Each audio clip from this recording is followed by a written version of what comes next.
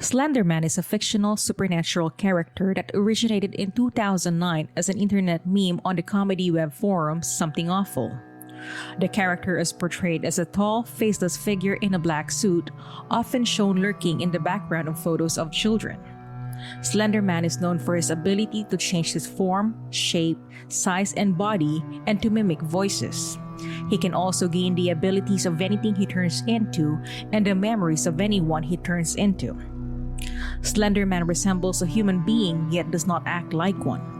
It's unclear whether he's a social creature who understands human language and actions, or why people appear to be his prime prey. It appears that he can possess his prey in some situations. Over time, Slenderman became a staple of internet horror culture, inspiring numerous stories, videos, and games. Despite being entirely fictional, the character gained a myth-like status, particularly among young internet users. Almost every contemporary description associates the Slenderman with stalking, frequently for extended periods of time. The Slenderman frequently follows a person for hours, days, months, or even years.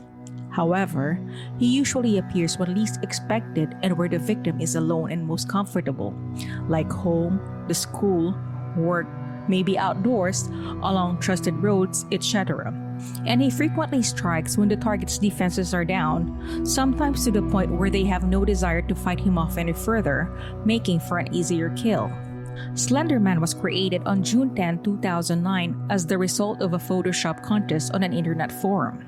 The challenge, which was posted on the comedy website Something Awful, encouraged users to take ordinary photographs and turn them into horrific images by adding realistic ghosts, ghouls, or monsters. Knudsen, also known as Victor Surge, reacted to the appeal by developing Slenderman. This scary ghostly apparition with a featureless face caused the photographs to go viral.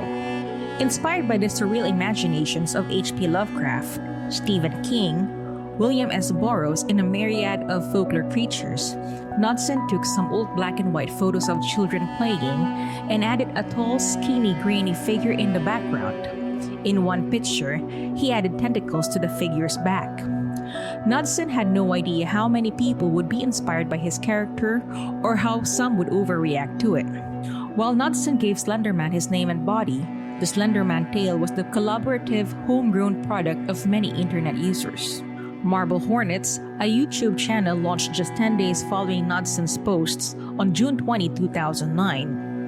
The channel aired a Blair Witch Project-style discovered footage series about a film student being stalked by a person known as the Operator who seems to be inspired by Slenderman. Marble Hornets, which was produced by 3 Alabama film students, soon gained popularity on YouTube. Joseph DeLage, Tim Sutton, and Troy Wagner shot the over 90-episode series on almost no budget, and it lasted 5 years, and it still has over 500,000 subscribers.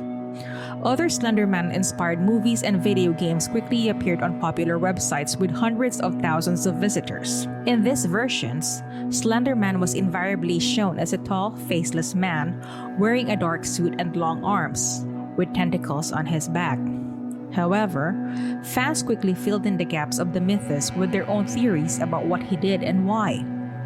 Users speculated that he preyed on minors, luring them into the woods and urging them to kill to enter his proxy.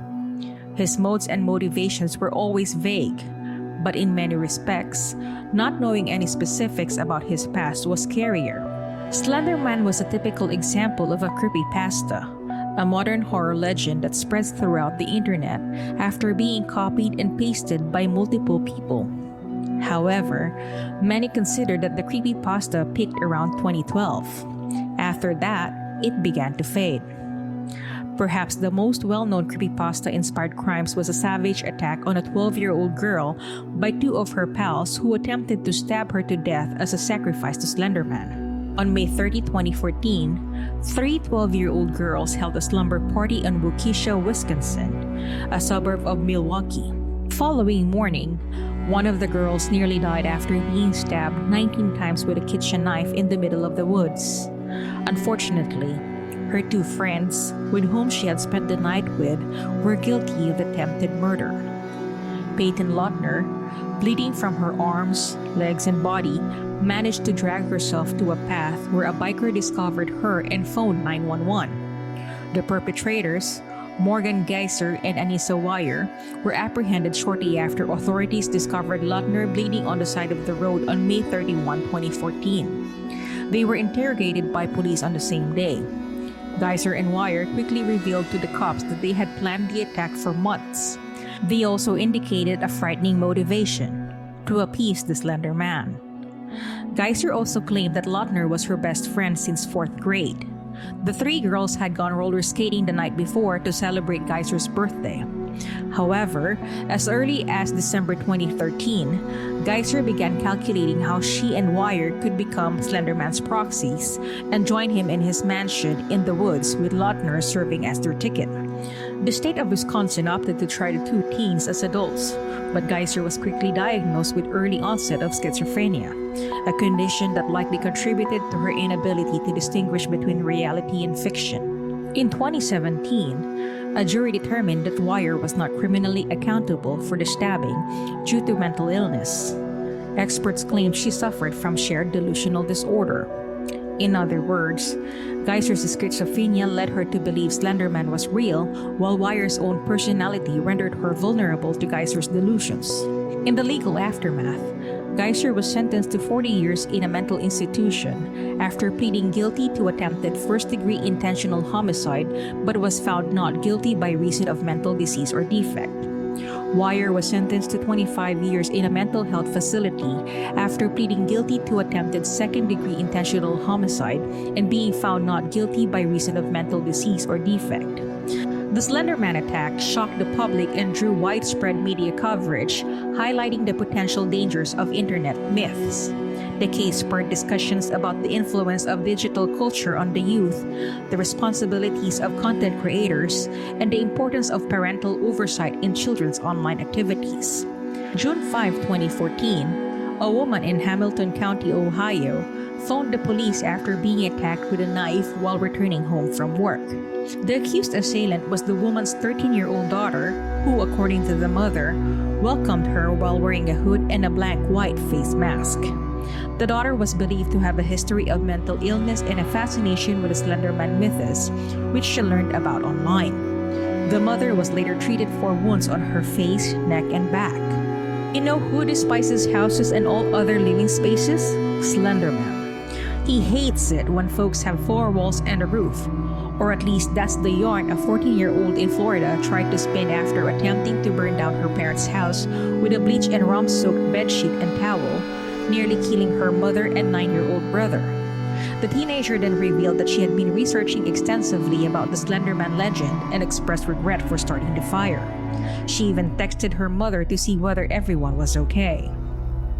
Jerad Miller, the guy suspected of killing 2 officers and a civilian before committing himself with his wife in Las Vegas, used to dress up as Slenderman for fun. There is no evidence linking Miller's obsession with Slenderman to his obsession with killing cops, but the fact that it was included in an ABC News article about the world's most famous creepypasta demonstrates that the media's fascination with criminals' entertainment choices will never fade, and that if you enjoy the same things as a known murderer, you probably shouldn't tell anyone. For what it's worth, Knudsen, one of the people responsible for bringing Slenderman to life, has repeatedly expressed his displeasure with the violence that his character may or may not have inspired. The Slenderman deaths are a grim reminder of the links between online culture, mental health, and adolescent crime. It emphasizes the need for increased awareness of the possible influence of internet information on vulnerable persons, as well as the significance of early intervention in mental health disorders.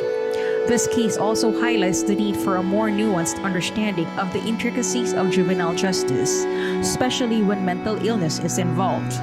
Finally, the tragedy of the Slenderman case serves as a devastating reminder of the real-world repercussions of the intersection of digital fiction and psychological suffering.